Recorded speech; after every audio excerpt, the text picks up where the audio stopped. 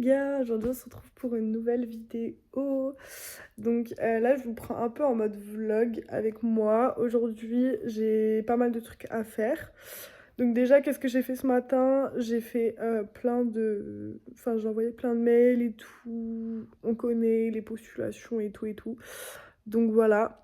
Et puis je me suis fait un petit déjeuner, genre petit toast à l'avocat, trop bien pour commencer la journée. Donc là, aujourd'hui, qu'est-ce qui se passe? J'en peux plus de ma couleur de cheveux, voilà. En fait, de base, c'était pas du tout la DA. Moi, je voulais pas être rousse, voilà. J'ai rien contre les roux et tout, hein. Mais c'était pas ce que je voulais. De base, j'avais fait un truc en gros au rouge. Et en fait, ça s'est grave estompé avec les shampoings, etc. Donc maintenant, je suis rousse. Et voilà. Et ça ne me plaît pas. Ça ne me convient tout simplement pas. Donc du coup, aujourd'hui, je vais aller acheter une coloration et je ne sais pas encore quelle couleur je vais faire. Voilà, donc j'hésite entre plusieurs couleurs, donc j'espère que je vais me décider. J'espère. Et puis voilà, je vous montrerai tout ça. Je vais aussi essayer d'aller me faire percer l'autre nostril aujourd'hui, voilà, de l'autre côté donc. J'ai extrêmement peur, voilà, je vais pas vous mentir, je me chie dessus un peu parce que la première fois que j'avais fait ce nostril, je me rappelle très bien, j'avais 15 ans et je me souviens encore de la douleur du piercing. Donc voilà, comment vous dire que je pense on va souffrir. Mais bon, après, j'ai trop hâte aussi, ça fait très longtemps que je veux le faire, etc. Donc voilà. Et also, je suis en train de réfléchir, est-ce que je me ferais pas percer... Putain, je me souviens jamais du nom. Genre là, en gros, genre en surface. Un petit brillant, en fait. Voilà, je suis en train de réfléchir aussi par rapport à ça. Aujourd'hui, malgré que je parle beaucoup et que je suis un peu en mode vlog et tout, je vais quand même parler d'un sujet qui me tient fortement à cœur. C'est la dépendance affective, comme vous avez pu le voir dans le titre de la vidéo. C'est quand même quelque chose qui me touche beaucoup parce que j'ai des tendances à être dépendante affectivement. Je sais pas si ça se dit, mais bref, dépendante affective. Et je connais beaucoup de gens qui le sont aussi. Et en fait, ça me fait trop mal au cœur parce que au fond, c'est une réelle souffrance pour les personnes qui le sont. Donc du coup, c'était aussi... je fais aussi cette vidéo pour parler de ce sujet-là. Voilà. Donc j'en ai beaucoup parlé avec mon pote hier. Et en fait, à vrai dire... c'est quand même un sujet qui touche plus de monde que ce que je pensais, parce qu'au final, des fois, on se rend pas forcément compte qu'il y a certaines personnes qui le cachent. Et en fait, le truc, c'est que, genre, ça me fait tellement mal au cœur parce que, déjà, moi, pendant des années, j'ai vécu que à travers le regard des autres. Donc, c'est aussi très difficile parce que, du coup, tu vis pas pour toi, tu vis pour les autres, littéralement.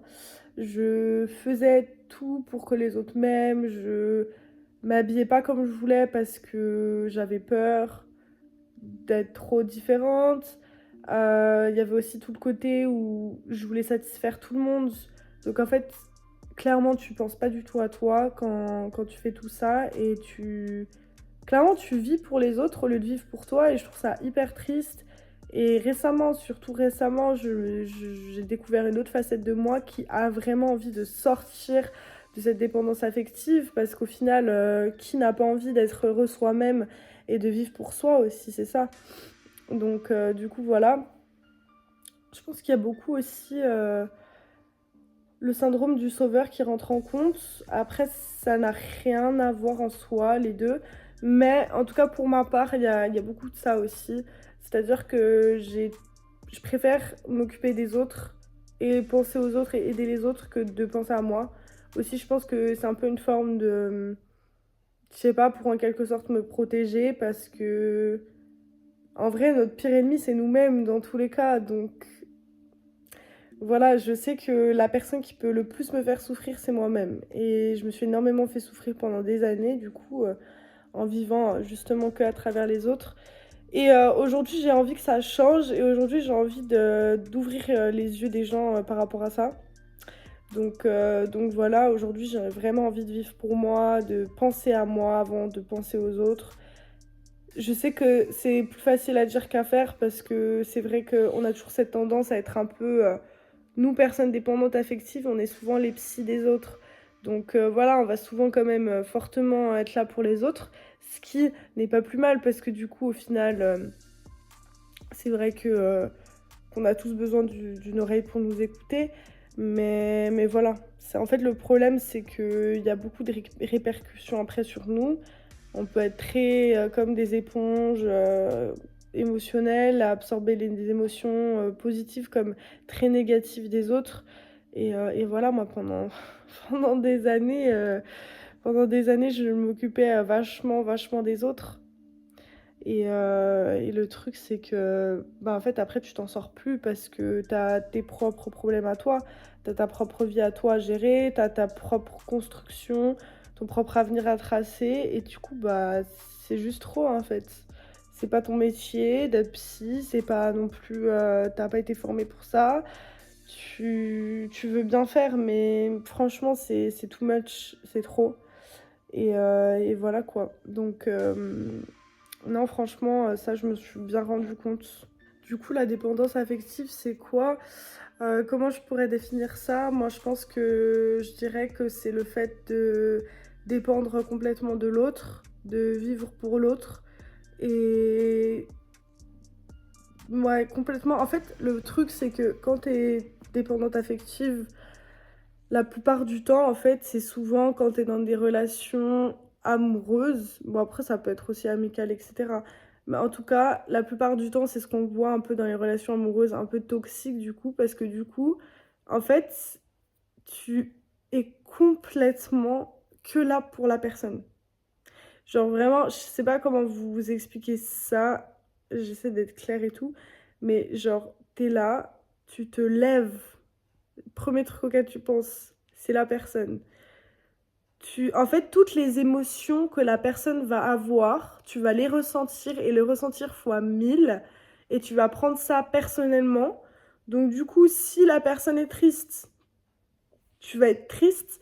Si la personne est en colère, tu vas être en colère. Si la personne est joyeuse, bah ça va t'apporter de la joie. Et en fait, c'est ça, tu dépends complètement de manière affective à la personne. Et c'est horrible en vrai quand on y pense parce que du coup, tu rejettes tes propres émotions à toi, tu rejettes tes propres ressentis à toi et tu rejettes ta propre personne au final parce que tu penses complètement à l'autre et que à l'autre et pour toi c'est que l'autre qui t'importe et au final tu rejettes complètement ta personne et je trouve ça mais tellement triste et c'est très dur, je sais de s'en sortir.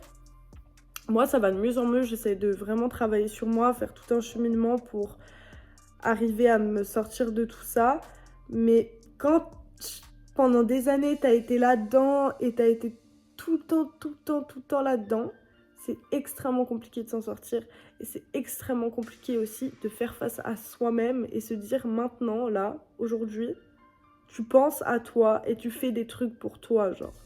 Et vraiment, quand je vous dis que c'est que dernièrement que j'ai commencé à penser comme ça et à travailler sur moi, c'est tellement dur parce que quand t'es habitué, t'es dans ce schéma-là, t'es habitué en fait, toi, tu penses même pas à toi, c'est à la limite que tu penses même pas à ce que tu ressens tellement c'est présent et tellement tu te sens d'être là, en fait, c'est genre, pour toi, c'est comme ton rôle de genre, t'es que là pour la personne.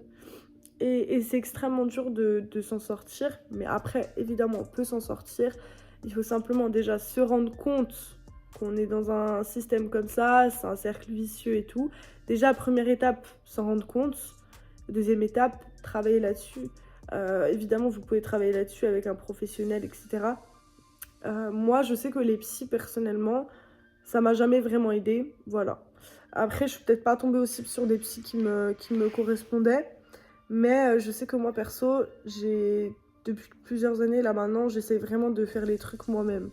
Genre, même si je galère, même si je me prends peut-être mal, même si, euh, même si c'est super bien d'avoir un suivi thérapeutique, hein, bah, en fait, je sais pas, j'essaie juste de me sortir de toute la noirceur toute seule, en fait. Et je pense que c'est ma plus grande fierté de me dire que J'ai réussi à me sortir des TCA toute seule. J'ai réussi à me sortir de ma première dépression toute seule. Et là, gentiment, j'arrive à me sortir de ma dépression parce que j'essaye de faire en sorte que, voilà, je sois occupée, que j'ai des trucs, que... Et je pense à moi, pour une fois dans ma vie, genre, il m'a fallu 19 ans de vie. Et encore, je suis contente parce que je suis assez jeune, parce qu'il y en a qui s'en rendent compte tard. Mais je pense qu'il m'aura fallu 19 ans de ma vie pour vraiment me rendre compte que, oui, en fait, tu nais seul, tu vis seul, tu meurs seul. Donc, dans tous les cas, il y aura des gens qui vont rentrer dans ta vie, il y aura des gens qui vont partir dans ta vie, et toi, tu vas rester, en fait. Et c'est pour toi qu'il faut vivre, et voilà. Et je pense que, du coup, c'est cool parce que je suis jeune, parce que je sais qu'il y en a à 50 ans et tout, qui se rendent compte de ça, que genre, ils pètent des câbles parce qu'ils ont jamais vécu pour eux, et ils ont genre la masse de regrets, et genre ils se disent que en fait, ils auraient aimé faire ci ou faire ça, et je trouve ça vachement triste et vachement dommage, parce que c'est hyper important en fait, de faire face à soi-même et de penser à soi. Donc voilà, moi c'est un peu ce que j'essaye de faire. Il y a aussi tout un truc, c'est le fait d'être trop gentil et du coup de se faire marcher dessus. Et ça c'est un truc que aussi j'ai vécu pendant des années, parce que du coup forcément quand t'as un peu ces tendances à être énormément là pour les autres et pas penser à toi, et aussi ça va de pair je pense avec le fait d'être dépendante affective, le fait d'avoir le syndrome du sauveur, etc. En fait du coup les mauvaises personnes malheureusement vont sentir que voilà, t'es une personne vulnérable, t'es une personne faible, parce que du coup tu te préoccupes pas de toi, puis t'as pas forcément confiance en toi, et etc. Et du coup, malheureusement, il va t'arriver que dans certaines situations, tu vas te faire utiliser. Voilà, on va user de ta gentillesse, on va user de ta bonté, ce qui fait que tu vas te retrouver après sans énergie, sans rien. Et ça m'est vachement arrivé, et je sais que ça arrive vachement aux gens qui sont trop gentils. Genre, je sais que quand t'es trop bon, l'expression trop bon, trop con, c'est ça en fait. Et du coup, je me suis vachement remise en question ces dernières années, parce que du coup, ça m'est arrivé beaucoup de fois ce genre de situation, malheureusement, de me faire utiliser, etc. Et du coup, en fait, maintenant, je suis juste en mode fuck off, en fait. Genre, vraiment. euh, Maintenant, je pense que je fais plus attention à ça et je me méfie plus des gens par rapport à ça. Et je pense que ça t'apprend aussi énormément de te dire, ouais, il n'y a pas tout le monde qui est bon dans la vie, hein, de toute façon, dans tous les cas, hein, mais que, ouais, il faut faire attention à toi, il faut te préserver, il faut te protéger surtout. Et vraiment, genre, toutes les personnes qui ressentent la même chose que moi, qui ont vécu la même chose que moi, vraiment, genre, faut juste se dire, il faut, à un moment donné, je pense que ça peut être une grande qualité comme un très grand défaut. Il faut à un moment donné te mettre dans ta bulle et te protéger tout simplement. Parce que tu peux tellement te faire utiliser, on peut tellement te prendre comme ça et te jeter, et te reprendre et te jeter.